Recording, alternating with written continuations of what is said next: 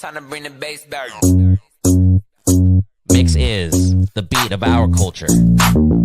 Your music. I thank God for the opportunity to make music and for that music to be on a platform for people to come out and love. Your stories.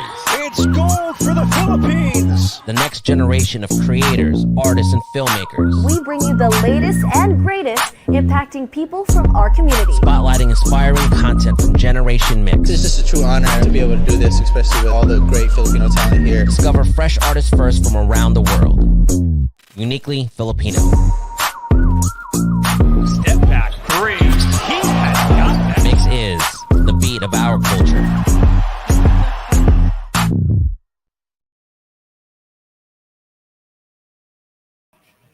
Aloha everyone! We have a very talented singer-songwriter and reggae artist from Hawaii joining us on this MYXclusive interview. I'm VJ Ai. Thank you so much for joining us. He has been spreading the aloha love and spirit for more than a decade now. Actually, just recently, he completed his world tour with his band for their 10th anniversary. And now he's here to talk to us about his latest single, I Think You're Beautiful. If you haven't seen the music video, it is awesome, guys. Everyone should watch this, especially the kids in schools who are experiencing bullying. He launched an anti-bullying campaign as well. We'll be talking more about that. But right now, joining us all the way from Hawaii, please welcome Roman De Peralta, also known as Kolohe Kai. Hey, what's up, guys? Thanks for having me. Appreciate Thank you it. so much for joining us. Hello and welcome.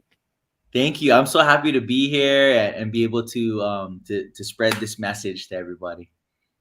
Well, Kolohe Kai, we're so stoked to have you here. And as you know, Filipinos love to own artists when they have Filipino blood. So can you tell us, like, your heritage?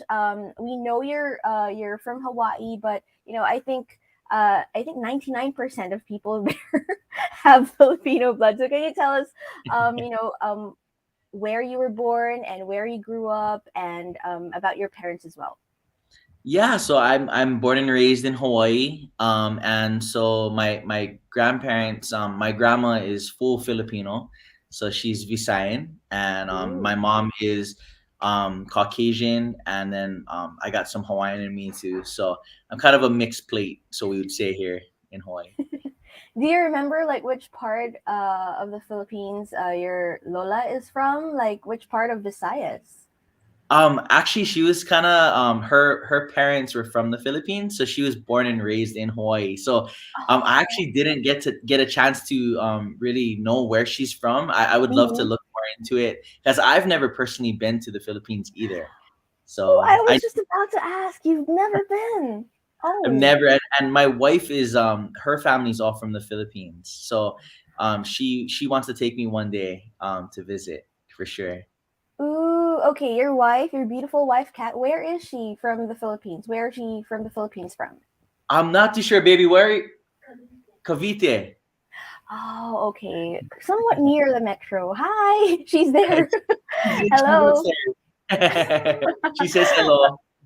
Well, we hope you get to visit soon and do some shows here because we'd love to hear your beautiful music. I mean, it's so uplifting. You spread good vibes wherever you go. But before we talk about that, let's start with how you fell in love with music, like how you got started in the music industry. So has this been going on since you were a kid? Yeah, I mean, my dad and my Filipino side of my family was very musical, and here in Hawaii, living off on the beach and just kind of having that island culture. I mean, I know many Filipinos can attest to how powerful that simple life is. Mm-hmm. And so walking around with the ukulele was just basically my life, and singing everybody's songs and covering different artists and just doing that from 12 years old. And then I got signed to a record label when I was 17.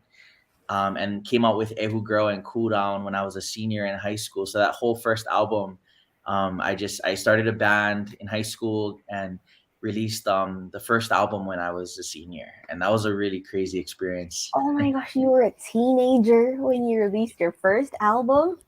Yeah, it was Wow. crazy. It was crazy to have a song on the radio while being just in high school and learning from that experience was interesting. Well, I'm sure your musical influences has or have changed or have evolved throughout the years. So, can you tell us who you were listening to when you were starting to develop your love for music? Like, which artists were these? Yeah, Boys to Men was one of my favorite artists of all time. I mean, I grew up listening to a lot of R&B songs in the 90s. I know that's Mhm. definitely the karaoke, the Filipino go-to in the karaoke rooms, with Whitney Houston and all those 90s R&B artists. And so I was really raised around that karaoke lifestyle of Mhm.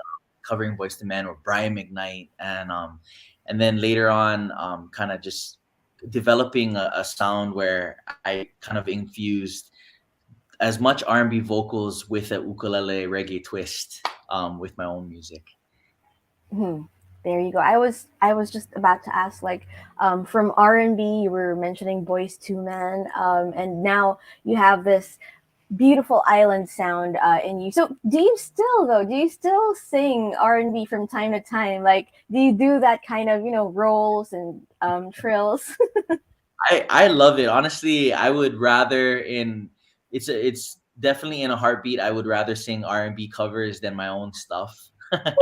That's for sure. I mean, it's just I feel like just the nostalgia of singing, Hmm. End of the Road or Down on Bended Knee or Back at One from Brian McKnight, or you just Stevie Wonder was a big influence on me growing up. And then in Hawaii, we have a lot of different reggae bands that were influential on the radio that ended up becoming my contemporaries in this game of this music industry. And so it's been a really fun creative process. Music is such a great expression to express who you are. And I'm a songwriter, so not just singing, but the songwriting side of things is really helped me to kind of express who I am.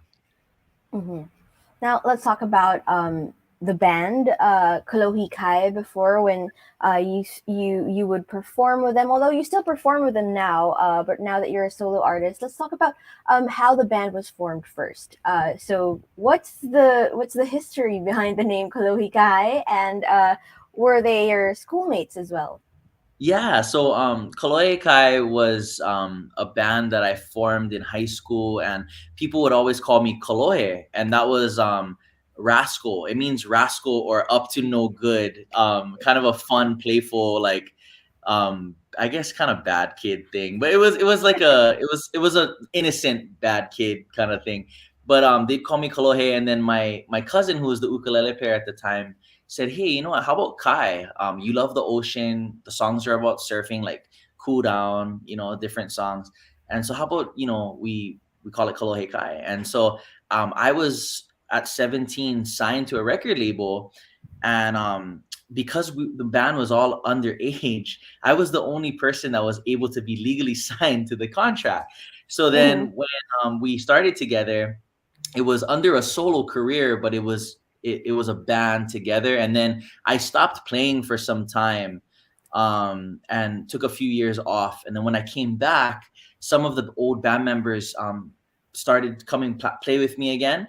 And till this very day, even though it's a solo career kind of now, I still got the original sax player, the girl who's been singing with me from sophomore for 15 years. She still sings with me and travels the world with me, Jasmine Moikeha, and she's with us. We got the same drummer, and it's just been an awesome experience. That same ukulele player who's my cousin, who's playing in the band, he now is a producer for guys like Sammy J. I mean, he did Landon McNamara. He produced a bunch of my newest music, and he travels the world with us as our sound guy. So it's fun. We still got the same crew. It's just kind of a different look now, but just same great positive energy. Yeah, I think having the same people around you speaks volumes as to who you guys are off the stage. Like you really have this bond, and the friendship is still there no matter what happens. But I'd like to go back to what you said about taking a break for some time. So what did you do while you were taking a break from music? Like, did you try a desk job? Did you try the corporate world? I was actually I was really involved in a volunteer ministry work where I would go to travel to different countries and teach the Bible to people. I went to Israel, Costa Rica, I mean, kind of all over. And it was a beautiful experience to kind of help encourage people to kind of see, more to life than, money, and just try to find the deeper meanings of life and what hope we have, especially in this crazy world we live in. That was a very important thing for me to pursue, and I did that for a few years, and it's still very important to me to today. But yeah, when I came back from doing all of that, I wrote the Paradise album. So that was my third album, and just seeing the hospitality of people that are strangers in different countries, and the aloha that you feel when you see people host you or take you in, it's something that what inspired me to come back to music with the Paradise album when I did. That makes so much sense. I mean, you preaching all over the world, and now with your music, you're kind of doing the same thing. You're preaching good vibes. You're preaching basically the goodness in people, and that's what we felt. That's what we got from your latest single, "I Think You're Beautiful." So, can you tell us how you came up with the song? Can you please share with us the beautiful message that you'd like to Sorry, it's my impart? dog. I'm so sorry. Hi. It's cool. Come here. Yeah, the "I Think You're Beautiful" music video and song just released. It's a brand new single, and it's a song that I wrote to try to encourage people that are dealing with depression or bullying or anything that's making them feel like they can't live up to the image that maybe social media is painting that's beautiful. Maybe they don't feel good enough. This was just meant for anyone that's needing an encouraging word to feel good about themselves. And I've dealt with that same depression and lack of self-confidence a lot growing up. And these big eyebrows were big when I was a little kid, and so I used to get picked on all the time. And so I remembered how long people teased me, and I came out with a song called "Round and Around" in 2018, and it's a self-help song to help encourage people to never give up on life. And when I was giving those speeches, I noticed a lot of kids today, they don't feel beautiful, they don't feel good about themselves, and so that's what sparked me to write this song 3 years ago. Oh, did you say 3 years ago? Yeah, 3 years ago. So Yeah. what took you so long to release this music? COVID. COVID has not been an easy thing, and we had our 10-year anniversary celebration tour, and I had to make sure that we still honored our celebration before I would release any of the new album stuff. So I got a new album dropping out in this summer. It's a very, very cool, fun. It's kind of incorporating a lot of old Kolohe Kai songs and sounds that we had in the first album. But this "I Think You're Beautiful" song is my favorite song I've written in the last few years, for sure. And is this going to be part of the upcoming album? Yeah. This is introducing the new album that's dropping in June. So I haven't given the specific release date, so you guys are probably one of the first people to hear about it. But very, very happy that this song, I'm hoping that it's encouraging people. And we just released the music video last week, which was really, man, it was crazy. It was such a great experience. So for those who haven't seen the music video yet, what is its concept, and what is the message of the whole video? Yeah, so we wanted to incorporate an anti-bullying campaign with this song because we wanted to make a music video that just showcased a little girl who was getting picked on at school, not feeling good about herself, and getting out of that funk in life and feeling so depressed and trying to see her true beauty when she's so looking in the mirror and she's conflicted in how she feels about herself because of the opinions of her classmates. And so we wanted to make a music video showing her overcome that challenge, learn to love herself, and then after she feels good about herself, she sees somebody else getting bullied, helps that person out, and then at the very end of the video, she ends up giving a symbolic plumeria to or flower to the girl who was picking on her to Mhm. remind her bully that she was beautiful. And that was our roundabout message, was that the reason why people pick on others is because they themselves don't feel good about themselves and they don't feel beautiful. And if we could just help encourage bullies, not to bully, but encourage them to love themselves, we could solve bullying at the very root, and we could help heal so much hurt and hate that's unnecessary for our young ones. I love the part where, she gets to pay it forward afterwards, when, as you said, when she saw someone else getting bullied, and then, it becomes a 360 thing where, she kind of helps, the bully afterwards. I hope this really inspires, people from around the world. And you've been visiting schools, for this campaign, in Hawaii. So can you tell us, like, maybe, some memorable stories from your visits? I really didn't expect to have this kind of response. I was giving a lot of speeches at different schools over the past couple weeks, and even doing a lot of radio and news interviews. And some of the DMs and messages we got on Instagram from like a little kid who has been going through counseling because of suicidal thoughts and feelings. She had been getting picked on for so long, and her dad was driving her while they were listening to my interview, and she's got to be like 11, 12 years old, and he knew how much she needed to hear this interview and this song. And she looked at her dad and said, "Daddy, he wrote a song just for me." And I think the powerful, the people they don't understand how negatively impactful it is on kids who are getting bullied. And to hear a little girl who's struggling to find the love for herself feel that through something that I created for her. Yeah, I wrote that song for that little girl for sure, And so this song is meant for any of you that are watching right now. That this campaign is meant to uplift you, to help remind you of the value you have, because sadly in the world today there are over 800,000 suicides that happen every year. That's one person taking their life every 40 seconds.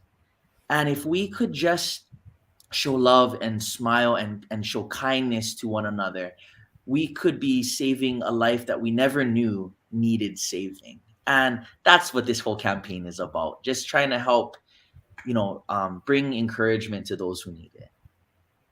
Such a powerful song. And as you said, just by hearing it on the radio or online, it can have that great of an effect, on people. But of course, it's different when you hear it live. Yeah. So, of course, we'd love to have you here in the Philippines. We hope you can also tour schools here in the Philippines.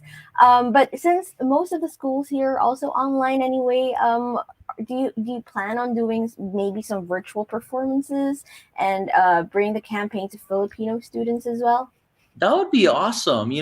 We've been so busy with in-person visits that I didn't really think about visiting the schools of the countries that we can't visit right now. And that's a great idea. I would love to do that. And it's easy because we can go to one platform and reach as many kids as possible. I don't speak Tagalog, so I mean I would definitely need a translator to help reach the hearts of our fans there. But I would love for them to know how much they're loved by us, and I'd love to encourage them however way I can.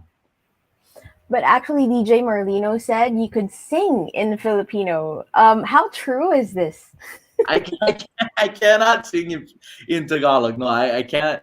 I've tried to translate Ehu Girl into it and try to do it, but I'm not familiar with the language enough, so I need more practice. That's for sure. Okay, DJ Marlino, if you're watching, hashtag fake news. Okay. Now, let's talk more about the music video because you also directed it. Do you have some favorite moments, that you could remember, now as the director of the music video, or maybe you can share some memorable experiences shooting it?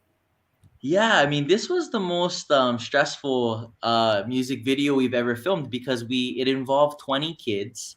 They Mhm. were all of the ages from 11 to like 16, all the best behaved ages, right?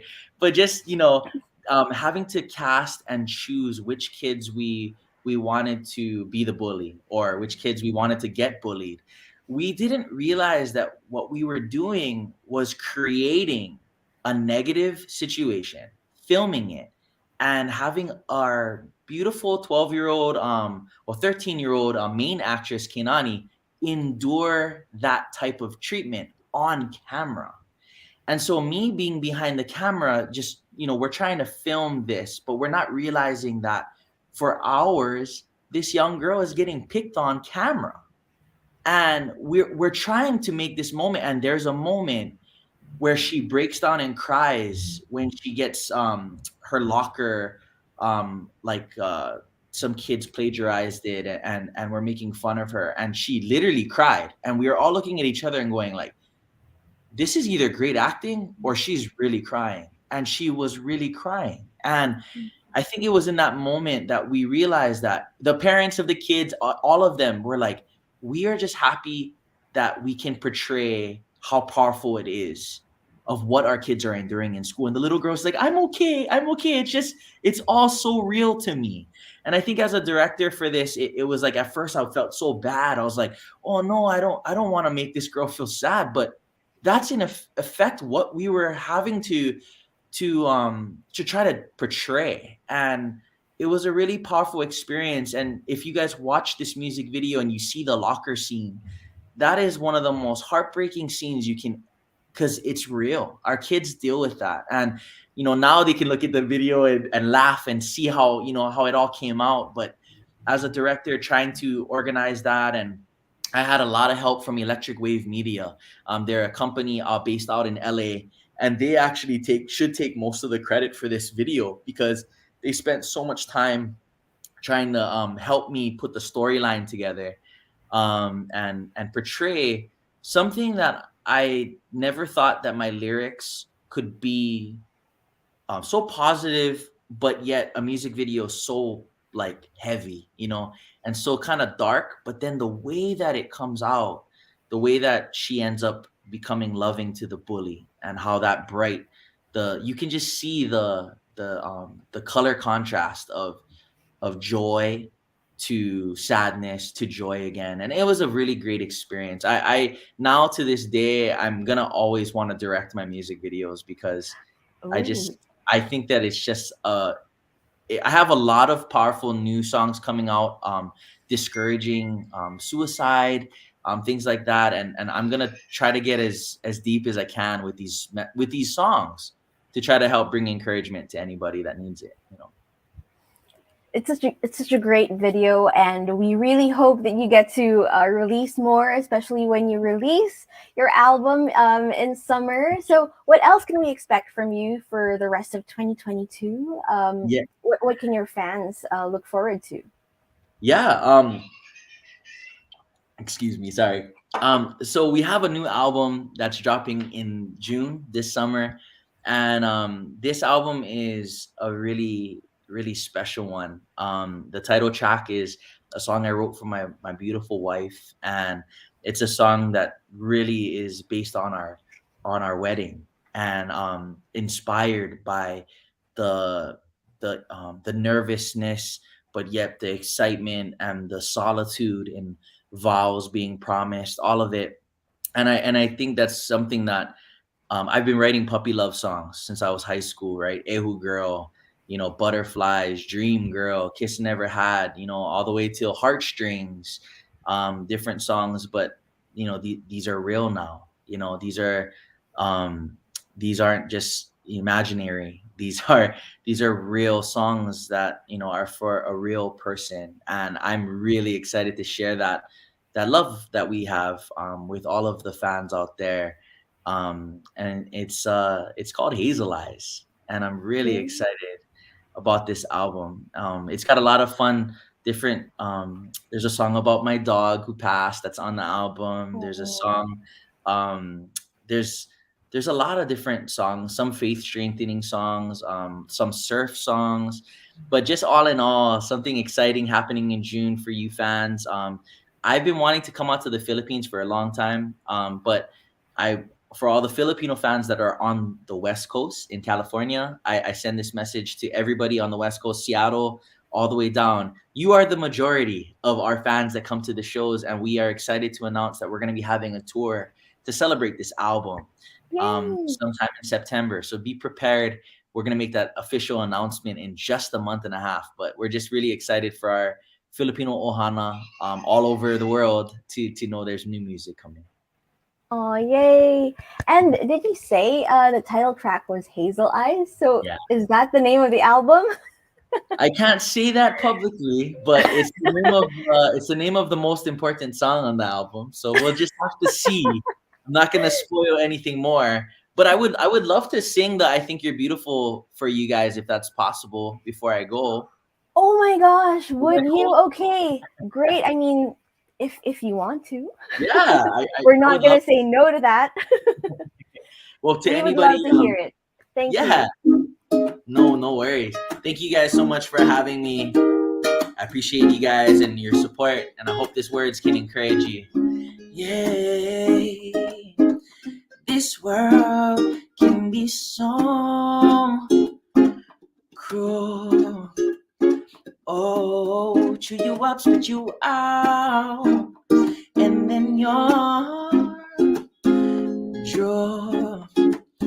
Oh, it's not cool to make a girl like you feel like a fool. What do you do when the whole world's laughing at you? You feel undeserving, you feel unworthy. I know you're hurting, so just come with me into tomorrow. Come, baby, follow me to see what you're really worth. Yeah, you think you're crazy, but I think you're amazing. You think you're nothing, but I know you need one thing. Someone say you're beautiful, tell you the things that you should know. You should know, I think you're beautiful. Do, do, do, yeah. Do, do, do, do, do, do, do, yeah. The second verse is for you guys here. I see you drowning in those thoughts of yours. Yeah, I've been there, feeling like the dark amongst the stars.